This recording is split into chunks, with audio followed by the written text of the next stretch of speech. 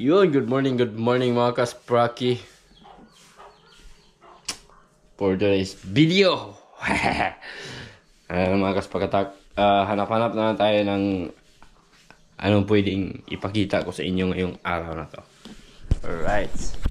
So, ayan, dahil walang laot mga kaspraki, gawa ng masama ang panahon. Malakas yung habagat kasi ngayon dito sa aming lugar mga kaspakatak. Buti nga, nakaalis na kaagad kami ng Zamboanga City. Yung balita ngayon mga kaspakatak, sobrang lakas ng ulan doon. Bumabaha ngayon sa Zamboanga City. No, may mga nadaanan nga kaming lugar doon. Pag uwi namin mga kaspakatak ay lubog na sa baha yung mga nadaanan namin. So kahapon, buong Zamboanga City na yung binaha mga kaspakatak. So buti na lang nakaalis na kami doon mga kaspraki. No? Kung hindi kami nakaalis sigurado baka may stranded kami doon. Kaya yun, maraming salamat kay Lord dahil ginaid niya talaga kami yung lakad namin nung isang araw mga kaspakatak. At ngayon ay eto mga kaspraki. Naghanap-hanap tayo ng pwedeng maulam natin dito sa ating ref. May mga isda naman tayong stock dito. Ayan, mga stock na isda mga kaspakatak. So ito lang muna yung pagtatsagaan natin mga kaspraki. Gawa nung hindi kami makapaglaot mga kaspraki, kaya wala tayong mga fresh yung isda. Yung fresh talaga na kakahuli pa lang, kasi yun yung mas masarap na uulamin. Itong mga in-stock natin sa ref ay lang to for emergency lang. Tulad dito sa mga panahon ngayon. No? Hindi makapaglaot. Kaya dapat meron tayong stock na isda. So ito yung napili ko mga kaspraki. Matambaka. Ito yung napili ko na nailagay ko sa ref. So yan, meron na tayong mauulam. Ang gagawin natin dito ay siguro magprito tayo at magpaksyo. Pangita kasi ito pag itula pa, kasi hindi na siya fresh, no? Na-stock na siya sa ref. Mga ilang araw na din to mga kaspaki. So kung titingnan natin, fresh na fresh pa rin naman, no? Mabuti talaga yung magkapag-stock tayo ng isda, kasi hindi natin alam yung panahon. Tulad nito ilang araw nang naka-standby mga kaspakatak. Siguro mag-iisang linggo na hindi na kami ng isda. Kaya yun, wala na, ubos na talaga yung mga namin, no? Yung mga naipon na pera, no, na mga kinikita namin dun sa pangingisda, ubos na. Wala na kaming mga kaspakatak. Kaya ito yung ito yung isa sa mga problema naming umaasa lamang sa pangingisda. Buti na lang ako mga kaspakatak ay meron tayong YouTube, pero ang YouTube naman matagal naman yung magsweldo sahod, di ba? So yun, sinasabi ko lang yung reality. Ito tayo mga kaspakatak, ito yung namin, buhay namin, mga isda. So swerte lang din kapag nakapaglaot, no? Kapag nakapaglaot ay meron tayong kikitain kahit papaano. Kahit pa kunti-kunti lang yung huli, meron pa rin kikitain kahit maliit lang. At least nakaka-survive na natin. Natugunan natin yung pangangailangan araw-araw. So ngayon, paas muna. Kaya tipid-tipid muna. Dukot-dukot muna sa mga stock na isda dun sa ref. Alright, so ito na. Magpapaksiw tayo ngayon para may ulam yung pamilya natin. So ako yung naagang magising mga kaspakatak, at tayo dito. Tingnan natin yung labas. Ayan, medyo maambon pa yung kalangitan mga kaspraki. At maya konti ay maghanap-hanap tayo ng pwede nating gagawin. At mga kaspakatak, check back later. So naisipan ko mga kaspakatak na magpares tayo ng itlog nito. Parisa natin ng itlog mga kaspakatak, kasi si Inyang hindi man masyadong kumakain ng isda. Itlog yung gusto ni Inyang palagi. Kaya bili tayo ng itlog. At maghanap tayo ng pera dito sa ating mga kaswaki. Ito may mga barya pa dito.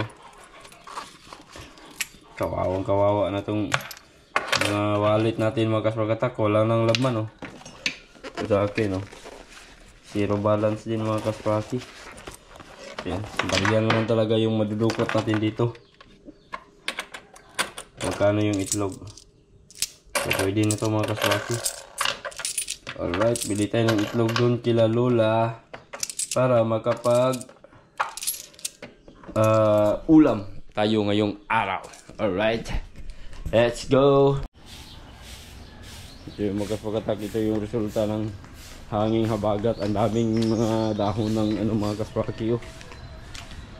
Nandito tayo sa may compound dito kila Boss Nanoy. Ayan si Boss Nanoy. Nakita natin nagwawalis ng mga dahon mga kaswagatak. Anod ng hangin. Ayun. Daming sagbot. Alright. Ayun mga kaswagatak.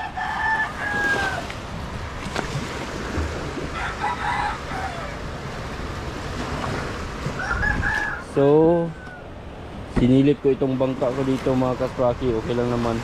Pero natuklap yung takip. Yun, may namin tubig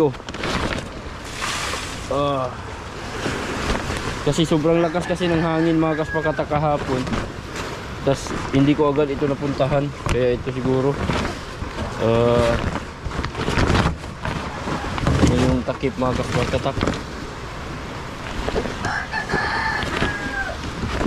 Para yung makina, safe yung makina mga kaswaki, hindi siya mabasa.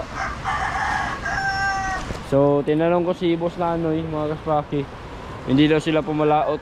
Hindi sila palaot ngayon kasi nga tingnan nyo mga kaswagatak ko, sobrang sama talaga ng panahon. Tas dun sa may laot ay nag-aambon na naman, parang galit na naman yung habagat. Maya konti ay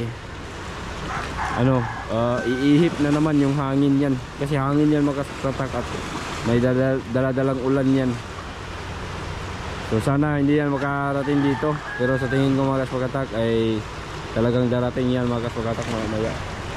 Siguro mga 3 oras or 2 andito na yung nag-aambon na yan mga kaswaki. So yung mga alon medyo malaki, medyo pangit talaga yung dagat mga kaswagatak. Tingnan nyo naman yung tubig ay kulay brown. Gawayan ng mga kaswagatak, malakas sa ulan kaya nagkaganyan. At syempre minikos-mikos ng alon yung tubig. Siguro yung putik sa ilalim ng dagat ay naputaw ba, kaya nagkaganon yung tubig. Ganyan yung kulay. At syempre galing din yan sa ilog, kaya yan ang nangyari. Ito yung mga bangka nila Boss Nanoy. Ayan, hindi sila pumalaot. So yun. At ito yung sa akin. At syempre yung kay Raisan, hindi rin nakapaglaot mga kaswagatak. So ito yung ito yung kalbaryo ng may isda.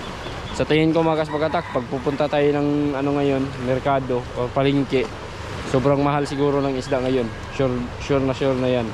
Sobrang mahal kasi nga walang masyadong makapagpangisda ngayon mga kaswaki. So tingnan nyo naman yan dito, may maraming mga barko na nakadaong dito mga kaswagatak. Yan ay nagtatago, nagtatago sila dito sa lugar na to mga kaswagatak. Ngayon ko lang nakita yung mga barko na yan mga kaswaki. Hindi yan masyadong nagdadaong dito yung mga barko na yan. So yun, siguro inabutan sila ng malakas na hangin at malakas na ulan doon sa laot, kaya nagsipuntahan yan dito muna sila pansamantalang nagtatago at palipasin muna siguro nila itong masamang panahon. Alright, ito na yung itlog natin.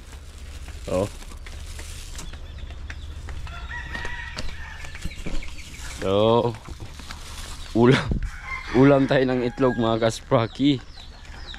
No, wala tayong ibang maduduko talaga na pwedeng ipag-ulam itong para mas madali. Itlog na lang. No, healthy naman yung itlog mga kaspraki. So okay na din. Alright. At ayan. Oh, buti pa si Raisa ng maraming manok. So, pag wala siyang ulam, pwede siya manghuli ba? Kahit isa nito, oh, wala na, isa ulam na yan. Pag maraming, ano si Raisa, meron siyang manok. Meron naman akong manok, isa lang. Andun, pwede ko rin yung katayin mga kaspagatak para may ulam tayo. Ah. Yung mga ano natin, mga sakop natin, tulog pa. Tulog pa si Inyang at si Mrs. Okay. Luto muna tayo mga kaspraki. Og karon mga kasprakatak kay habagat man, syempre manguha taw isda dito sa ato ang ref. Unya kay dili naman siya labas. So mag-un-un lang ta. Unya sagol lato ana, sibuyas ug ahos lang man jud mga kasprakatak para lami ba. Unya ato pa nang hiwa-hiwaon para mo nanam gyud ang iyang kalami ba nya ibutan nato isagol nato sa isda ayon kanang ahos ato nang dukdukon an lang gidutan para mapidyat ba para mukatag gyud ang kalami sa ahos kay syempre mo bin nagatag og kalami anang inunon samot nagnaa ni sili pero di lang ako butang sili kay syempre si Inyang di man siya mukaon og inunon kung naay sili unya ato nang butang asin diha asin gamay dayon sugulan man natong bitsin para mo nanam-nanam pud ba gamay tamis pud gamay nga atong inunon. Dayon suka mo man gyud mga ingredients yun. Number 1 ingredients atong inunon suka, sili, ahos, pwede mo sugulan og luya. Depende na nimo kung ganahan ka butang og luya para napoy aroma. Nya ato na siya pabukalan dia pasagdan lang sa nato na bubukal hangtod maluto habang gitak-ang na siya dia maglungag butag bugas. Pero gamayon ra natong lungag kanang igo ra nila ba. Kay mahal na ba yung bugas karon niya maglungag tagdagan dayon dili mahuro. Sayang baya pud kaayo. Ilabi na gyud ko nga dili na ko mukaon og kanon kay nagtuo baya gid ko nga makagaba biya ng kanon basta malabian na to na og kaon makadako na og tiyan oy mao na kana mga dagko og tiyan diya na nagabaan na kas kanon mao na maginahinay na ta og kaon anang kanon aron dili ta magabaan ba dili mo dako atong tiyan i-check na to atong inunon kung nibukal na ba agoy pinausok-usok naman oh so hapit na siya maluto takloban sa nato pabukalon sa nato og ayo dayon magkuha na punta sa ikaduha natong lutoon mao ang itlog. Ang akong lutoon ani kay kanang gitawag bitaw nila nga sunny side up. Insakto ba ko? Sunny side up ba na? O botoy unsay ngalan ana? Naman ko'y hulmahan diya na ko'y kalaha nga nindot kayo nga porma na gid siya og kana na ang lingin na siya mga lingin-lingin nga pwede na siya mapurma og sunny side up. Sunny side up lagi. Dan dibukal na mga nakatong kuan nato diya atong nilungag nga kanon. Nya kini ang akong prinsesa ako sa pukawon kay paliguon daan aya mo kaon. Oh, mana prinsesa na ko diri sus ko pasdilan in taon kahayag na kayo niya natulog pa ang uban ni kay sikay niya ato sa tilawan pod para lami kung lami bagyo nang atong giluto ngayon pak ginanam good very good at yan ginatong muhubas ng nilungag na to da kay ato may lunod ning upat ka itlog lang god lunod na to kay para maluto nya dili man nato na siya palabiag paluto 5 minutos o 10 minutos lang sa taman kay para malasado ba lami maguni basa-basa gud oy samot tagdilapan nato ni basa-basa agoy pagkalami agid oy nya diri magluto na ta og kaning gitawag lagi nila nga sunny side up wala gyud ko kabalo unsa gyud na siya tawagan sunny side up basta kay itlog na siya oy unya atong butangan og insaktong butanganan ng atong kalaha diya kay para dili na siya maguyog-uyog butangan sa nato og mantika gamay kay para mo nanampod gamay ang atong itlog nga ibutang diha unya ang pagluto nato anang itlog nga gitawag nato sunny side up pabasa-basaon lagi apon nato na dili gyud nato na kay siya lutuon kay mas lami magitong basa-basa ba upat lang kabuo kay upat ra man po ang masulod na nato ang kalaha diha nga pinahulma nag-upat ka buok lingin unya tiblahan po nato og asin para mo tayam-tayam pud gamay ng kaparat-parat pud gamay ba tay takloban dayon nato nagpasagda nato mga pila ka minuto luto na dayon na siya tawa di ba basa-basa ra siya gamay kay lami magjud kayo kauna ng humuk-humuk basa-basa ato na dayon ibutang sa plato kanang upat ka itlog ba upat na siya ka buok kay tulor man me o ganang extra depende ra gid say mukaon sa sobra pero ako ra gyud bangko nana kay perting lamia mo gid basa-basa samot na ning itlog nga tinibuok nga kadyot ra kayo giluto mga wakaptig mga 5 ka minuto gikuha na rin ako des kaldero kay dili mo gusto mugahi na gusto mo yung gatong basa gyud Ako pang ikinol-kinol gano'n, klaro ko basa ba, giapriyan ako. Paglantan ako, pagkalamia. Kamuratan ka lang gasuyo, bitaw gasalom, bitaw ka lang basa, pasti lang pagkalamia gyud. Yummy. Nakahinom no, bitaw ka kanang gikan, bitaw ka ni salom ang mga basa-basa nga butang bitaw. Pasti lang, inana gyud ang atong reaction. Diri na tama na atong pagluto-luto mga kaspraki. Daghang kay salamat og maayong pagtan-aw, daghang kay salamat sa inyong pagtan-aw. Bye-bye. Naminak. Yung favorite. Mo na favorite inyong mga kaspraki. Kanang pinakabasa-basa lang nga itlog. Di mo ni among ulam nga ron. So, eat na. Let's eat. Okay naman guys.